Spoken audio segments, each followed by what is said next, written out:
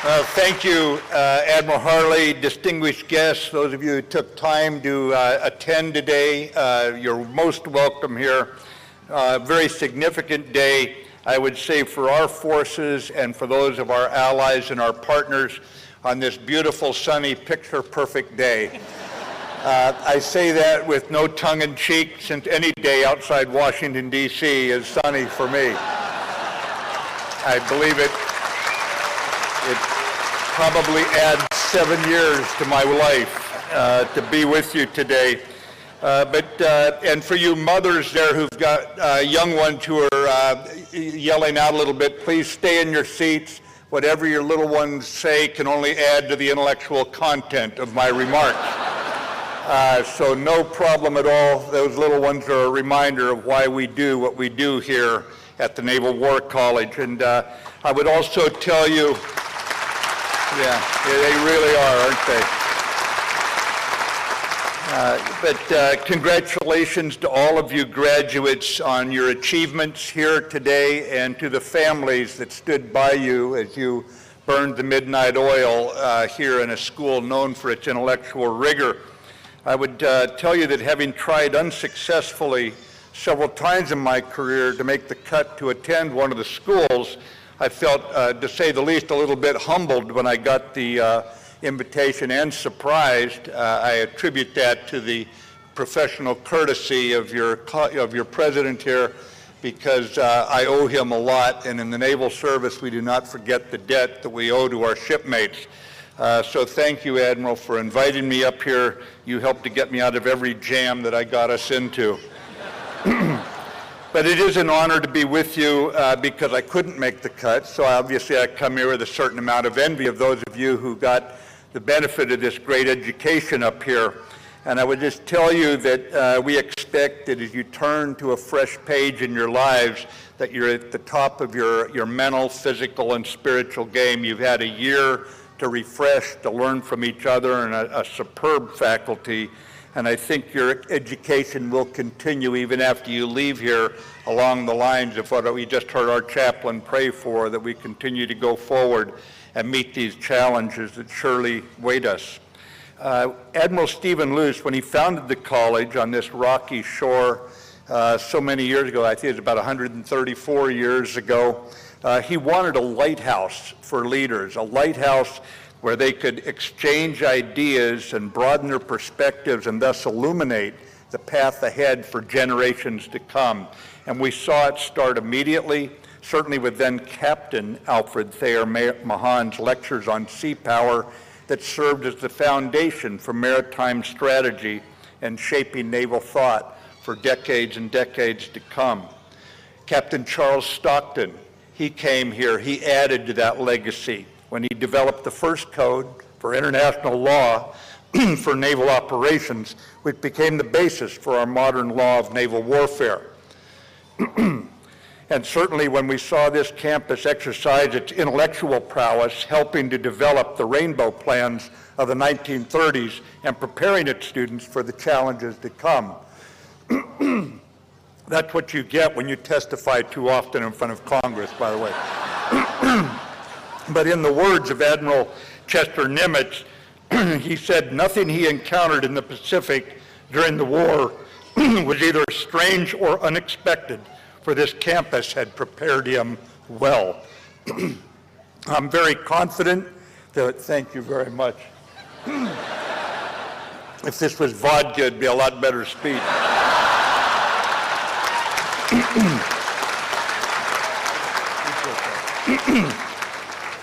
But I'm not supposed to glamorize alcohol anymore, so young folks, you ignore what I just said. I am confident that you're going to carry forward that legacy of what those officers found here or brought to this school as you take your intellectual firepower forward and tackle the security problems of our time. Because we are witnessing a world awash in change, as former Secretary of State George Shultz described it, a world beset by the reemergence of great power competition, and we define the categories of challenges in the following way: urgency and power and will, political will. First, on urgency, we see it epitomized by the North Korea situation, as well as by the threat from violent extremist organizations, two very, very different challenges that have our ongoing attention. Certainly, President Trump's historic summit with North Korean leader Kim Jong-un proves, and I quote here, "The past does not have to define the future," unquote. But while a possible new avenue to peace now exists with North Korea, we remain vigilant regarding pursuit of nuclear weapons anywhere in the world. And meanwhile, half a world away, and despite our international coalition's significant success against ISIS' geographic caliphate, extremist organizations continue to sow hatred in the Mideast and murder innocents around the world, from Europe and Africa to South Asia and the Sulu Sea.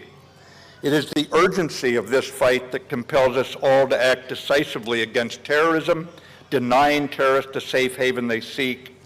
And we carry out this counterterrorism campaign by, with, and through our allies and partners, with over 70 nations united in the Defeat ISIS campaign and 41 nations united under NATO's flag to defeat terrorism in Afghanistan. The second category of competition is military power, and we see the Russian Federation as the nation closest to us in nuclear parity and proven willing to use conventional and irregular power in violation of international norms. For the first time since World War II, Russia has been the nation that has redrawn international borders by force of arms in Georgia and Ukraine, while pursuing veto authority over their neighbors' diplomatic, economic, and security decisions. Putin seeks to shatter NATO. He aims to diminish the appeal of the Western democratic model and attempts to undermine America's moral authority.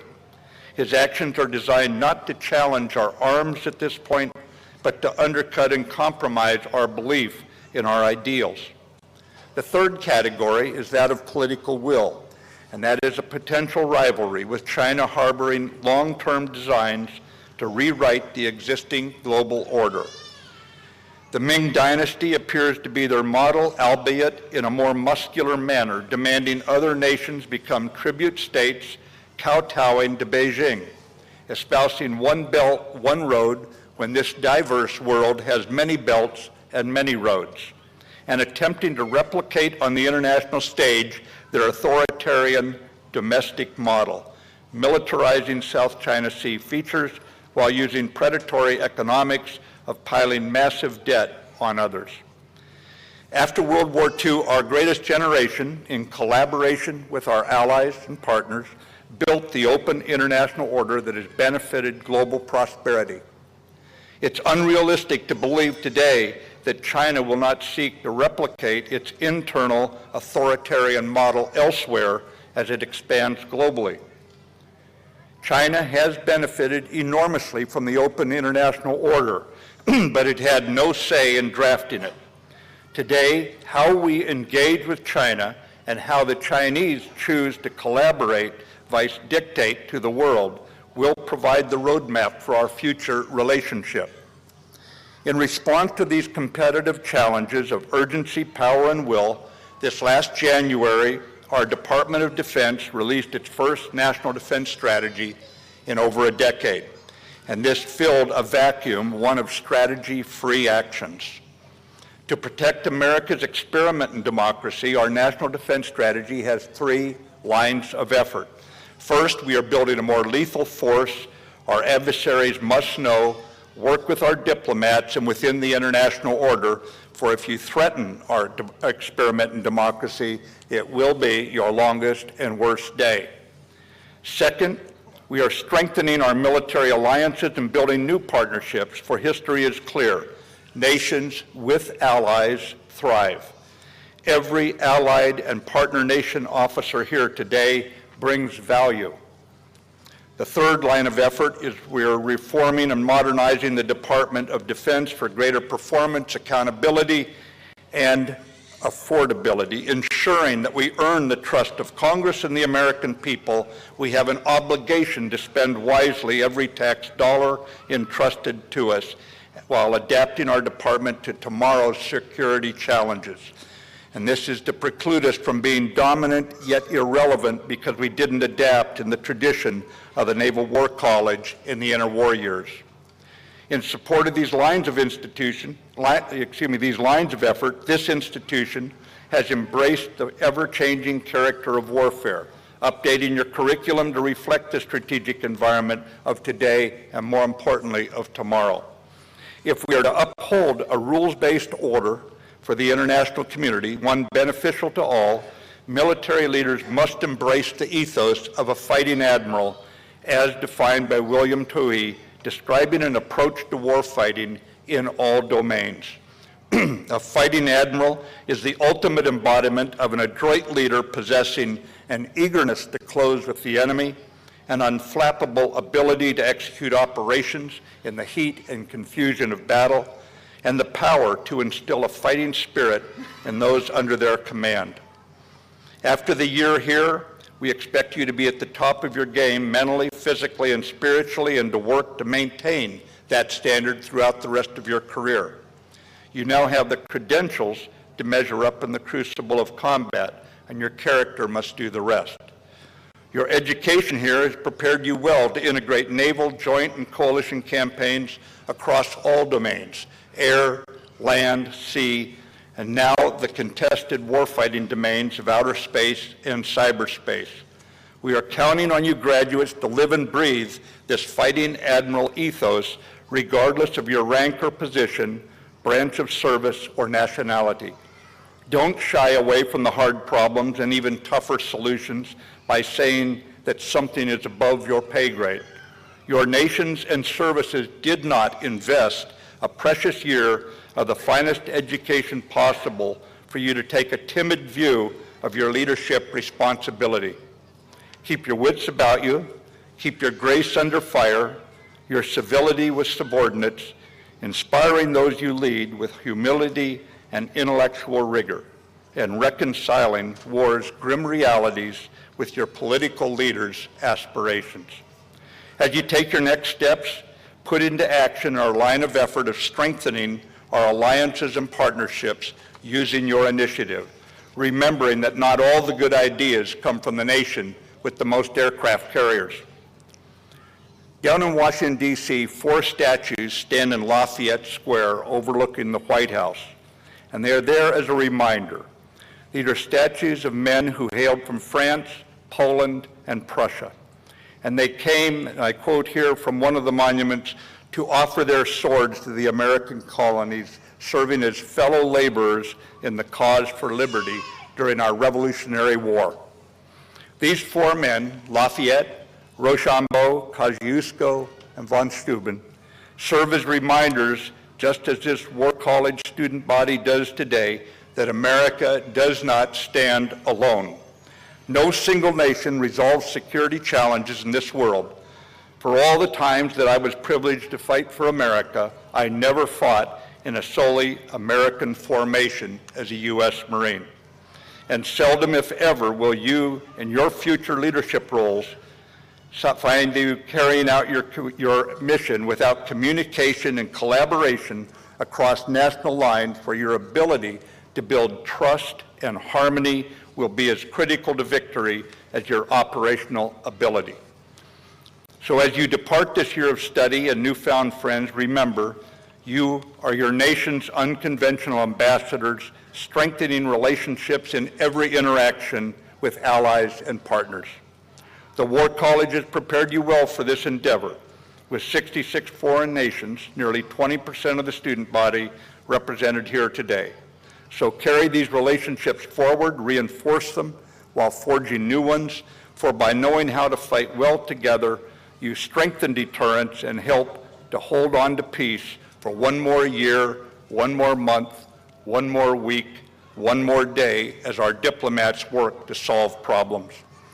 In closing, I want to venture back to the college's earliest days when Admiral Luce laid out his admittedly lofty expectations for this new institution. He said, "If attendance here will serve to broaden an officer's views, extend his mental horizon on national and international questions, and give him a just appreciation of the great variety and extent of the requirements of his profession, the college will not have existed in vain. You graduates now must give proof that Admiral Luce's vision was not in vain, for you carry our hopes, you fine young graduates of many nations, for a better world. And I am confident that thanks to Admiral Harley and his Newport team, you are primed to meet the many challenges that lie ahead. Congratulations to all of you, and thank you again for allowing me to take part today.